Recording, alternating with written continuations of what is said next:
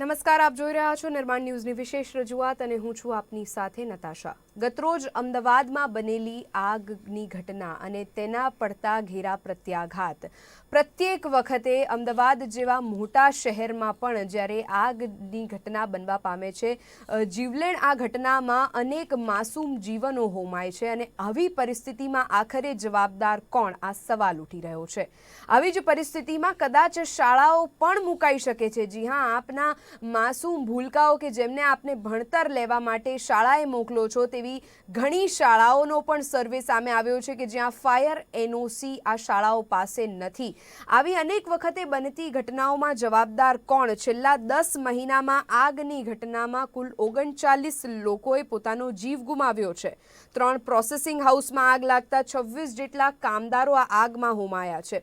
આખરે daily veg worker કે પોતાનું પેટીયું રળવા માટે જીવને જોખમમાં મૂકી, નેવે મૂકી અને આવી રીતના કાર્યોમાં જોતરાતા હોય છે કામદારો, પરંતુ તેઓના જીવની જોખમ જે ફેક્ટરી માલિકો છે અથવા તો કામદાર માલિકો છે તેઓ કરતા નથી। કોઈ પણ ભોગે માત્ર કામ કરાવીને અને પૈસા આપીને અને હાથ ઊંચા કરી દેતા આ લોકો સામે આખરે કોઈ કાર્યવાહી કરવામાં આવશે કે કેમ? આગ જેવી ઘટના કે જ્યાં ત્વરિત કોઈ પણ પ્રકારનો સમય મળતો નથી પોતાનો જીવ બચાવવા માટે, અને ગતરોજ જે નારોલ પીપલજ હાઈવે પર જે ઘટના બનવા પામી છે, આ ફેક્ટરીમાં બોઇલરમાં ધડાકો થતાં લગભગ 6 જેટલા નાના મોટા બ્લાસ્ટ થયા અને આસપાસની દુકાનોના રૂફ ધરાશાયી થયા છે, આસપાસની ફેક્ટરીઓના રૂફ ધરાશાયી થયા છે। તેટલી પ્રચંડ આ ઘટનામાં 12 જેટલા લોકોએ પોતાનો જીવ ગુમાવ્યો છે। આપને ફરી એક વખત યાદ કરાવીએ કે અમદાવાદમાં આવી એક નહીં, અવારનવાર આવી ઘટનાઓ બનતી રહે છે, જ્યાં પિરાણા પીપળજ રોડ પ્રોસેસ હાઉસમાં તો આગમાં 12 લોકો હોમાયા છે, પરંતુ આ પહેલા નવરંગપુરાની શ્રેય હોસ્પિટલનો એક કિસ્સો યાદ કરીએ કે જ્યાં મામૂલી શોર્ટ સર્કિટને કારણે ધડાકો થતાં 8 કોરોના પેશન્ટ મૃત્યુ પામ્યા હતા। ઇમરજન્સી વોર્ડમાં આ ધડાકો થયો હતો। વેન્ટિલેટરમાં બ્લાસ્ટ થતાં 8 જેટલા પેશન્ટ આ આગમાં હોમાયા હતા। આ પહેલા નારોલની ચિરીપાલ ફેક્ટરીમાં નંદન એક્ઝિમ નામની આ ફેક્ટરીમાં આગ લાગતા 8 કર્મચારીઓ ભડકે બળ્યા હતા। ધોળકામાં પણ વિશાલ ફેબ્રિક્સ નામની ચિરીપાલ ગ્રુપની જ કંપનીમાં આગ લાગી હતી, જ્યાં 6 લોકોના મોત નિપજ્યા હતા। આ પહેલા અમદાવાદના ઓઢવ ખાતે લોટસ લેબલ ઇન્ડસ્ટ્રીઝમાં 3 લોકોનો મોતનો મામલો પ્રકાશમાં આવ્યો, ત્યાં પણ આગની ઘટના બનવા પામી હતી। આ પહેલા રેસિડેન્શિયલ વિસ્તારની વાત કરીએ તો ગોતાના ગણેશ જીનેસીસમાં આગ લાગી હતી અને હાઈરાઇઝ બિલ્ડિંગમાં આગ લાગતા આખરે ફાયર વિભાગ પણ પહોંચીને અને મૂંઝવણમાં મુકાઈ હતી। આ તમામ પરિસ્થિતિઓમાં ગોતાના જે ગણેશ જીનેસીસ ટાવરમાં આગ લાગી હતી, જ્યાં 2 લોકો મોતને ભેટ્યા હતા। અત્યારે આંકડો માત્ર આંકડાકીય ચર્ચા પૂરતો રહ્યો નથી, પરંતુ આ મોતને મામલે જવાબદાર કોણ છે? જ્યારે શહેરના પ્રથમ નાગરિક એવા મેયર બીજલબેન પટેલ દ્વારા પત્રકારોને સંબોધતા આ બાબતને સામાન્ય ગણાવી પણ ગંભીરતા તેની જાણ ત્યારે થાય છે જ્યારે વડાપ્રધાન નરેન્દ્ર મોદી દ્વારા પોતાના સોશિયલ મીડિયા હેન્ડલ પર મૃતકોને તેઓના પરિવારને સાંત્વના આપવામાં આવે છે અને ત્યારબાદ રાજ્યનું તંત્ર સફાળું જાગ્યું થાય છે અને ત્યારબાદ જેટલી પહેલા ફાયર વિભાગની ગાડીઓ દ્વારા આ તમામ બાબતે આગને કાબૂમાં લેવા માટેના પ્રયાસ હાથ ધરવામાં આવતા હતા, પરંતુ વડાપ્રધાન દ્વારા આ બાબતની નોંધ લેવાતા જ વધારે પડતી ફાયરની ગાડીઓ ઘટના સ્થળ પર પહોંચે છે। ત્યારબાદ તમામ તપાસની કામગીરીને પણ વેગ મળે છે, પરંતુ આ તમામ પરિસ્થિતિમાં હજી પણ એ સમજાયું નથી કે આખરે આવી આગની બનતી ઘટનાઓ પાછળ જવાબદાર કોણ? આ પરિસ્થિતિની ચર્ચા કરવા માટે આપણી સાથે આજે પેનલ ઉપર ઉપસ્થિત થયા છે પંકજ ધારકર, જેઓ ચેરમેન છે ફાયર સેફટી એસોસિએશન ઓફ ઇન્ડિયાના, તેમની સાથે છે ફાયર સેફટી એક્સપર્ટ નિમિત શેઠ અને નિર્મલ શાહ, જેઓ ટ્રસ્ટી છે વેપારી મહાજન મંડળના। આપ ત્રણેયનું સ્વાગત કરું છું। સૌપ્રથમ મારો સવાલ પંકજજી આપને રહેશે, ગુજરાતમાં છેલ્લા 10 મહિનાઓમાં 6 જેટલી જીવલેણ આગની ઘટનાઓ બનવા પામી છે। આ કેમિકલ બ્લાસ્ટ જે થયો છે હાલમાં જ, આપણે જે ગતરોજની ચર્ચાને લઈને આ કાર્યક્રમમાં ઉપસ્થિત થયા છે, આપને શું લાગે છે વારંવાર બનતી આ આગની ઘટનાઓ પાછળ આખરે જવાબદાર કોણ છે?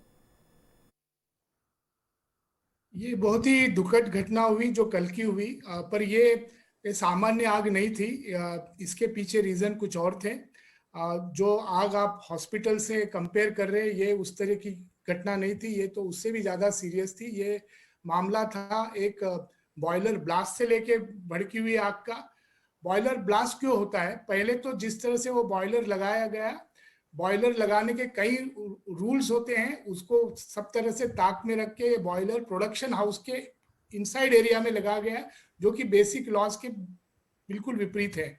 बॉयलर रूम एक फायर रेटेड एरिया में लगाया जाता है और उसके कई नियम है, यदि उस नियम का पालन करे तो ये दुर्घटना होने के चांसेस कम हो जाते हैं, कम से कम लोगों की जान न जाए। ब्लास्ट यदि दूसरा रीजन, उस एरिया का जो पॉल्यूशन है उसको भी देखना जरूरी है। वहां का जो एयर क्वालिटी है बहुत ही खराब क्वालिटी है, पिराना का साइड का एरिया। हम देखते हैं अक्सर काफी पाइप्स, काफी स्टील मटेरियल रस्ट हो जाता है। यदि बॉयलर की प्लेट कभी रस्ट हुई है तो वो उस तरह का प्रेशर नहीं ले सकता। उस तो ये सीधा बात जुड़ता है कि किस तरह का वो इक्विपमेंट मेंटेन किया जा रहा है और किस तरह का उस पर ऑडिट प्रोसेस है। यदि वो भी ध्यान नहीं दिया गया तो ये बड़ी दुर्घटनाएं हो सकती है। और ये तो हम टिप ऑफ आइसबर्ग बोल सकते हैं। और भी बड़ी बड़ी इंडस्ट्रीज इस एरिया में एग्जिस्ट करती है।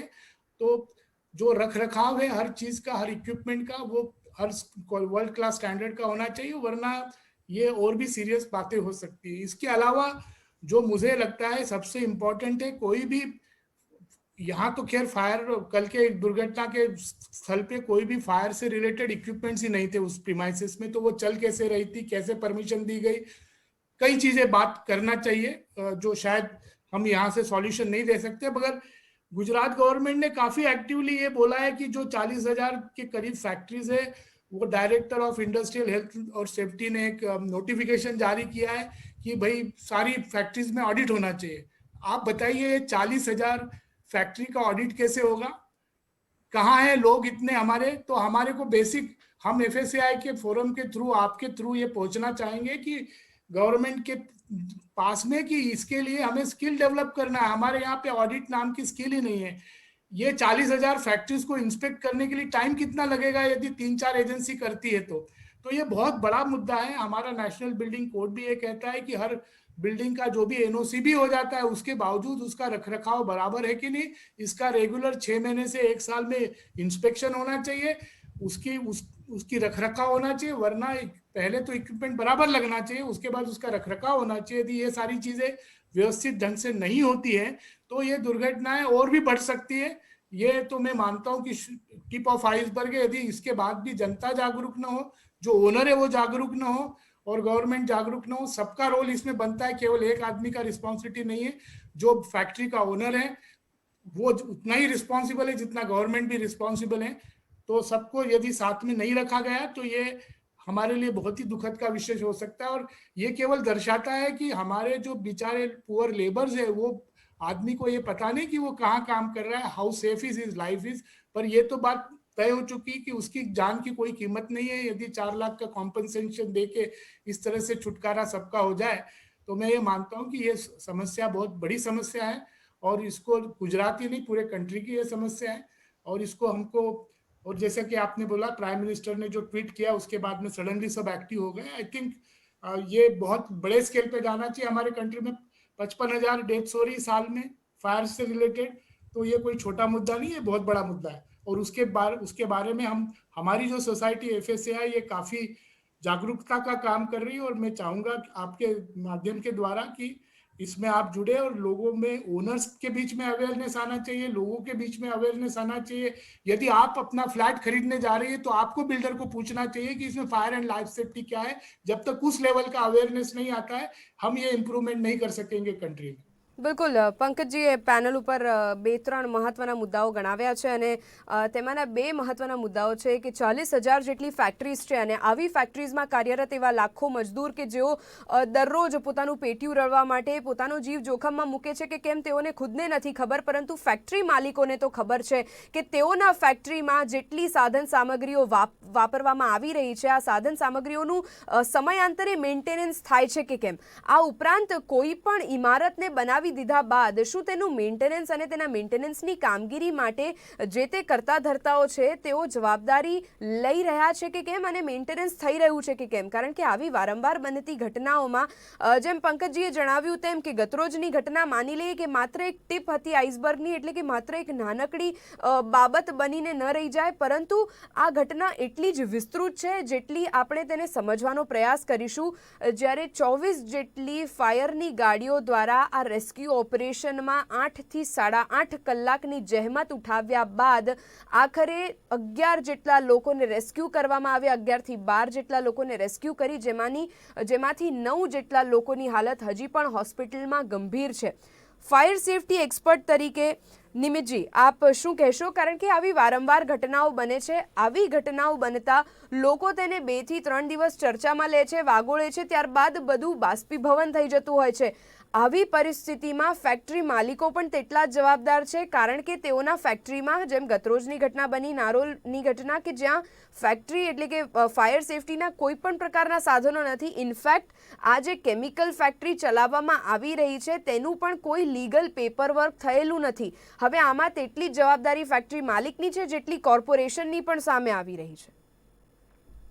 નમસ્કાર બેન, બહુ જ દુઃખદ ઘટના કાલે થયેલી છે અને જેમ પંકજભાઈએ બહુ સાચું કીધું કે આ ઘટના એક ટીપ ઓફ આઈસબર્ગ છે.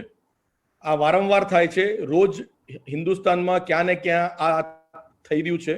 55 થી 60 હજાર લોકો મૃત્યુ પામે છે અને આજ આપણે 4 લાખ 5 લાખ 10 લાખના કોમ્પન્સેશન ત્યાં આપીને બધા જે આગળ જે વધી જઈએ છીએ અને જે જાન લોસ થાય છે તેનું કંઈ નિવાકરણ જેન્યુનલી થતું નથી અને ના થવાના કારણે ટાઈમ એન્ડ અગેન આ જ વસ્તુ થયા કરે છે.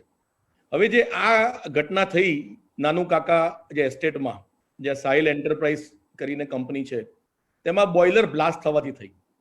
બોઇલર બ્લાસ્ટ, જ્યારે તમે બોઇલર આ સાઇઝનું ને આ લેવલનું જો ઇન્સ્ટોલ કરો તો પહેલા તો એ ઇન્ડસ્ટ્રીને 3 જગ્યાએથી લાયસન્સ અને ત્યાં એપ્રુવલ લેવું પડે. સૌથી પહેલા તો બોઇલરનું ત્યાં એપ્રુવલ આવે, જે CCOE આપે, ચીફ કંટ્રોલર ઓફ ત્યાં એક્સપ્લોઝિવ. પછી એને ફેક્ટરીનું ત્યાં લાયસન્સ હોવું જોઈએ અને પછી ફાયરની ત્યાં NOC હોવી જોઈએ. આ 3 વસ્તુ હોય તો એ આ બોઇલરને ત્યાં ચલાવી શકે. આ ત્રણેયમાંથી ત્યાં જે સાંભળવા અત્યાર સુધી જે મળ્યું છે તે પ્રમાણે એ કંપની પાસે કંઈ જ નહોતું. એટલે એ ટોટલી ગેરરીતે આ કંપની ચાલતી હતી તેવું ગણાય. હવે જો આ રીતે નાગરિકો પોતાની ફેક્ટરી ચલાવે અને કોઈની પાસે બી ત્યાં એપ્લિકેશન ના કરે ને એપ્રુવલ ના લે તો આ સૌથી મોટો નાગરિકોનો બી ફેલિયર છે. મારા ને તમારા જેવા માણસોનો બી ફેલિયર છે કે આપણને ના તો આપણી કે ના કોઈ બીજાની જાનની પરવા છે કે ના આપણે એનું ધ્યાન આપીએ છીએ. બીજું કે જેમ કે ડીશ છે, director of the industrial health and safety, એની જે 40,000 ફેક્ટરીઓમાં થ્રુઆઉટ ગુજરાત તે લોકોના ત્યાં અંડરમાં જે આવે છે તેનું પ્રોપર ત્યાં ઓડિટ થવું જોઈએ. એ ઓડિટ માટે જે તે કંપનીઓ માટે કે કન્સલ્ટન્ટોને કે એક્સપર્ટોને નીમવા જોઈએ. 1 2 નહીં પણ 20 25 30 40, કારણ કે આ બહુ યુજ વિષય છે અને આ લાઈનમાં બહુ ઓછા ત્યાં એક્સપર્ટ્સ છે. બીજું, આ કંપનીમાં જે કેમિકલ હતું, જે સાંભળવા અત્યાર સુધી જે મળ્યું છે કે હાઇડ્રોજન પેરોક્સાઇડ જે બ્લીચિંગ એજન્ટ છે કપડા માટેનું, યા તો મિથિલિન કે એસિટોન, જે આ 2 કેમિકલ હોવાનું જણાવે છે, એનું ફાઇનલ રિપોર્ટ તો FSL આપશે. આ ટાઈપના કેમિકલ બી જો કોઈને ક્યાંક રાખવા હોય તો તેની બી જે તે પરમિશન્સ હોય ફેક્ટરીની, એક્ટની, એ લેવી જોઈએ. આપણા ત્યાં આ વસ્તુ વર્ષોથી ચાલ્યા કરે છે અને કોઈક આવી જ્યારે બી હોનારત થાય ત્યારે આપણે ગવર્મેન્ટને કે ફાયર બ્રિગેડને કોઈને બી દોષ આપીને બાકી બધા જે નીકળી જાય છે. એટલે આ એક સામૂહિક જવાબદારી છે, ખાસ કરીને બધા સિટીઝનોની છે કે એ લોકો જ્યારે બી કોઈ બી ત્યાં ઇન્ડસ્ટ્રી કે બિલ્ડિંગ્સ કે હોસ્પિટલ કે હોટલ જ્યારે બી પ્લાન કરે તો તેનું જે તે જે એપ્રુવલ છે, જે તે આપણે લાઈફ સેફટીના નોર્મ્સ છે તેનું પાલન કરે, એના બધા જ નોર્મ્સ પાલન કરે, તેનું એપ્રુવલ લે અને પછી જ ચલાવે. બાકી આ હોનાર તો ચાલ્યા કરશે, જે આપણે બી ઇન્ટરવ્યુ ત્યાં કર્યા કરીશું અને લોસ ઓફ લાઈફ થયા કરશે. આપે જે વાત કહી તેને બિલકુલ નકારવા જેવી નથી અને નિમિતજી આપના મુદ્દાઓ પણ તેટલા જ ગંભીર છે જેટલા હોવાની જરૂર છે, પણ આખરે ત્યાં જ ખૂટે છે અને ત્યાં જ કમી વર્તાય છે કે જ્યાં રાજ્યનો વિકાસ આટલી હદે થઈ રહ્યો હોય તો આગને કાબૂમાં લેવા માટે અથવા તો આગ ન લાગે તે માટેની જાગૃતતા જો આપણે લોકો સુધી પહોંચાડી નથી રહ્યા અથવા તો થોડાક પૈસા માટે આ જાગૃતતા હોવા છતાં જો ફેક્ટરીના માલિકો, પ્રોડક્શન યુનિટના માલિકો આ બાબતે આંખ આડા કાન કરે છે તો તે ચલાવી લેવા જેવી બાબત નથી. હેલ્થ અને સેફટી તે તમામનો અધિકાર એટલો જ છે જેટલો મારો, તમારો અને એ જ લેબર વર્ગની આપણે ચર્ચા કરીએ છીએ કે જેઓ દરરોજ પોતાનું પેટીયું રળવા માટે આવી ફેક્ટરીઝમાં ડેલી વેજ ઉપર કાર્યરત છે. આવી પરિસ્થિતિ અને એક તરફ વૈશ્વિક મહામારીની પરિસ્થિતિમાં જ્યાં લોકો પોતાનું પરિવારનું ગુજરાન ચલાવવા માટે કોઈ પણ કાર્ય મળે તે કરવા માટે તૈયાર છે અને તેવી પરિસ્થિતિમાં સામે તહેવારોએ જો આવા જીવના જોખમે અને આવી રીતે જો મોતમાં લોકો હોમાતા હોય તો આખરે તેની જવાબદારી કોણ લેશે તે સૌથી મોટી બાબત તો છે જ. પણ પંકજજી, આ સાથે જ બે મહત્વના મુદ્દાઓ કે જે અત્યારે સામે આવી રહ્યું છે. એક, જાગૃતતાનો અભાવ છે, તે સૌથી મોટો મુદ્દો છે, પણ આ જાગૃતતાનો અભાવ મને લાગે છે એટલો નથી. નજીવા પૈસા માટે લોકો ફાયર સેફટીના નથી સાધનો વસાવતા, નથી આ બાબતની ફાયર વિભાગમાંથી એનઓસી લેતા કે પછી બોઇલરના પેરામીટર્સ, જ્યારે આટલું મોટું બોઇલર ઇન્સ્ટોલ કરવામાં આવે છે, તેનો વપરાશ કરવામાં આવે છે, પણ તેમ છતાં કદાચ ત્યાં કામ કરતા કામદારોને પણ તેટલી સમજ નથી કે જો આટલું મોટું બોઇલર ઇન્સ્ટોલ કરવામાં આવ્યું છે તેની સાથે જ આપણે દરરોજ કામ કરવાનું છે તો શું તે આપણા માટે સેફ છે કે કેમ? એટલે આમાં જાગૃતતાનો અભાવ આપણે તેને કેટલા પર્સન્ટેજ આપી શકીએ અને આમાં ફેક્ટરી માલિકોનો દોષ કેટલા ટકા આપણે તેને જોઈ શકીએ? 100% दोष फैक्ट्री ओनर्स का है, क्योंकि जो बेचारा एक लेबर जिनकी डेथ हुई उनकी समझ के बाहर की ये चीज़ें हैं, पर जो फैक्ट्री जिससे वो कमा रहा है और जो फैक्ट्री इंस्पेक्टर ओनर है उनको पता है कि इसका क्या रिपरकेशन है, उनको ये सारी चीज़ें पता है कि क्या क्या फॉलो करना है. तो मैं इसमें उनको 100% दोषी मानता हूँ और इसमें किसी भी तरह से छूट नहीं देना चाहिए. और मैं तो ये मानता हूँ कि इसकी जांच निष्पक्ष तरीके से होना चाहिए और दोषी लोगों को अच्छे से सजा होना चाहिए. जब तक आप इसको ये लीगली इसको ठीक से नहीं करेंगे, स्टेट गवर्नमेंट एक्शन नहीं लेगी, तो जैसे निमित भाई ने पहले भी बोला, इस तरह के एक्सीडेंट्स होते रहेंगे. और इसमें उन लोगों की अवेयरनेस, और मैंने जैसे बताया कि जो पॉल्यूटेड एरियाज हैं जैसे पिराना का एरिया है, इसमें और एक्स्ट्रा केयरफुल रहने की जरूरत है. यदि आप हेजार्डस केमिकल से डील कर रहे हैं, जैसे निमिष भाई ने बताया, पेरोक्साइड और बहुत ही एक्सप्लोजिव तरह के केमिकल्स हो सकते हैं, उसके हमारे फैक्ट्री एक्ट के अंदर पूरे रूल्स हैं. कितना ज्यादा से ज्यादा स्टोर हो सकता है, स्टोर करने के लिए किस तरह के प्रोटेक्शन होना चाहिए, किस तरह के टैंक होना चाहिए, किस तरह का लाइनिंग होना चाहिए, इसके सारे रूल्स बने हुए हैं. कोई भी रूल ऐसा नहीं है जो एग्जिस्ट नहीं करता है. और ओनर जब उस तरह का फैक्ट्री बना रहा है तो उसको पता भी होना चाहिए कि उसको क्या क्या प्रिकॉशन लेना है. तो यदि ये ध्यान ही नहीं दे और वो केवल पैसा कमाने की बात करे, और मैं तो ये हमेशा मानता हूँ कि फायर और लाइफ सेफ्टी की कोई कॉस्ट होना नहीं चाहिए. ये जो बेसिक चीजें हैं, ये एक ह्यूमन राइट की बात है. वो जो बेचारा जो लेबर काम कर रहा है उसको तो पता भी नहीं होगा कि ये फटने से क्या हो सकता है. तो ये अवेयरनेस कितना बड़ा है, अनअवेयरनेस है हमारी कंट्री में, इसका एक ज्वलंत उदाहरण है.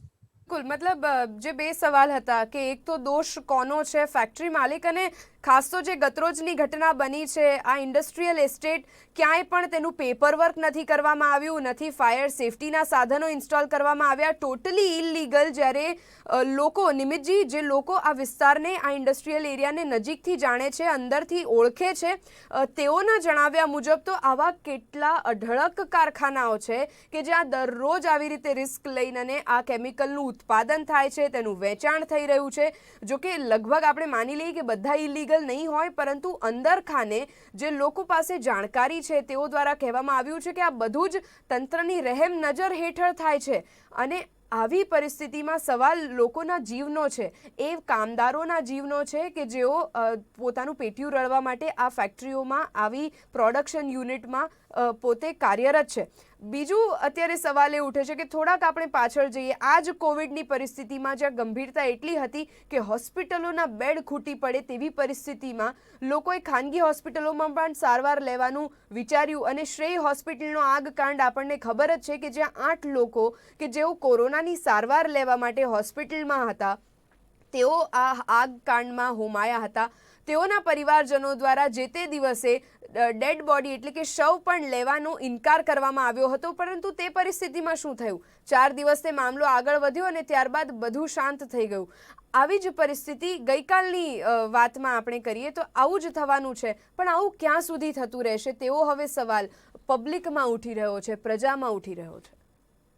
બેન, આવી નાની મોટી તમે જુઓ તો કદાચ ગુજરાતમાં હજારો ઇન્ડસ્ટ્રી છે જે કેમિકલ, પ્લાસ્ટિક, કોટન, વેલ્ડિંગ આ બધા નાના નાના કામો કરે છે. અને આ બધી જ હેઝાર્ડિયસ પ્રોડક્ટ છે. એમાં આગ લાગવાના ચાન્સીસ છે, આગ ફેલાવાના ચાન્સીસ છે, અને આ ટાઈપની જ્યાં બોઇલર અને કેમિકલ્સ હોય ત્યાં બ્લાસ્ટ થવાના બી ચાન્સીસ છે. આવી હજારો ઇન્ડસ્ટ્રીઓ નાની મોટી દરેકના જાણમાં છે. આપણે બધા જ જોતા હોઈએ છીએ, ત્યાં કામ આપતા હોઈએ છીએ, જાણતા હોઈએ છીએ. આ બધી ઇન્ડસ્ટ્રી હું માનું છું ત્યાં સુધી ફેક્ટરી એક્ટ પ્રમાણે બી એ લોકો રજિસ્ટ્રેશનમાં હોતા નથી. ફેક્ટરી ઇન્સ્પેક્ટરના ક્યાંય નોર્મ્સમાં હોતા નથી. ફાયરમાં ક્યાંય બી ફાયર બ્રિગેડના નોર્મ્સમાં હોતા નથી. એ લોકો રજિસ્ટ્રેશન બી કરાવતા નથી કે કોઈ જઈને ત્યાં ચેક કરી શકે.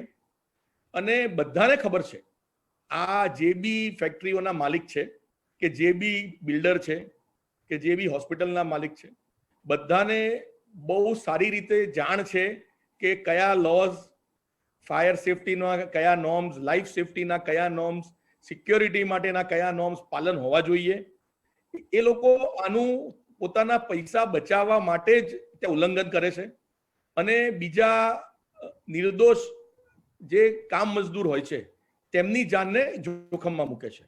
અને આ ટાઈમ એન્ડ અગેન થાય છે. જેમ મેં તમને કીધું કે આવી હજારો ઇન્ડસ્ટ્રી છે ગુજરાતમાં જે બહુ જ નાની નાની ઇન્ડસ્ટ્રી છે.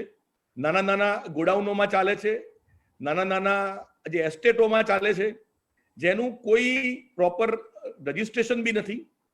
અને આના માટે director of the industrial health and safety, જેની અંડરમાં ફેક્ટરીઓ બધી આવે છે, તે લોકોએ સર્વે કરીને, જાણ કરીને આ ટાઈપની યા તો ઇન્ડસ્ટ્રીઓને બંધ કરાવવી પડે, યા તો પછી તેમનું પ્રોપર કાર્યરત થાય તે માટે જે બી નોર્મ્સ છે એ બધા નોર્મ્સનું પાલન કરીને તેમને ત્યાં લાયસન્સ આપવું જોઈએ. આ એક મુદ્દો બહુ વર્ષોથી ચાલે છે. ક્યારેક ક્યારેક કંઈક આવું થાય ત્યારે આ મુદ્દો ત્યાં ઉઠે છે, પાછું બધું શાંત પડી જાય છે, જેમ તમે કીધું, અને ચાલ્યા કરે છે. એટલે જો આ વખતે ગવર્મેન્ટ આનું ગંભીર ધ્યાન આપે અને આ માટેના કંઈક નિર્ણાયક ડિસિઝન લે અને આ ઇન્ડસ્ટ્રીઓને બી સમાવેશ કરે અને તેમાં જાંચ કરે, તો આઈ થિંક બહુ મોટું હોનાર ફ્યુચરમાં સેવ થઈ શકે. જ સેવી શકીશું કે કદાચ આવી હોનારતો ભવિષ્યમાં બનતી અટકી શકે અને આ બાબતે કોઈ ઠોસ નિયમ બનાવી અને તે બાબતે પગલાં લઈ અને તેનું અમલીકરણ ત્વરિત થવાની જરૂર છે. કારણ કે હવે સવાલ જે લોકો કરી રહ્યા છે કે આખરે ક્યાં સુધી માસૂમોએ આવી રીતે આગમાં ભડકે બળતા રહેવું પડશે. આ પરિસ્થિતિ એટલી જ ગંભીર છે જેટલી અત્યારે સામાન્યપણે લોકો તેને માનતા નથી. પણ આ પરિસ્થિતિને ગંભીરતાને ધ્યાનમાં રાખીને અને આગામી સમયમાં કેવા નિર્ણયો લેવામાં આવે છે. ઇનફેક્ટ ગતરોજ લાગેલી પિરાણા પીપળજ પ્રોસેસ હાઉસમાં આગ લાગ્યાના કયા કારણો બહાર આવે છે તે જોવાનું રહેશે. અમારી આજની આ વિશેષ રજૂઆત અંતર્ગત પંકજજી અને નિમિતજી, આપ અમારી સાથે ચર્ચામાં જોડાયા, આપના મંતવ્યો જણાવ્યા તે બદલ આપનો ખૂબ આભાર. દર્શક મિત્રો, આખરે ક્યાં સુધી બેદરકારી કોની અને જવાબદાર કોણ, આ સવાલ આપણે ઉઠાવતા રહીશું. વિચારવાનું છે આપણે સૌએ. આજના વિષય અંતર્ગત હાલ બસ આટલું જ. આવા ઘણા વિષયોની ચર્ચાઓ સાથે ફરી મળીશું. ત્યાં સુધી મને આપશો રજા. નમસ્કાર.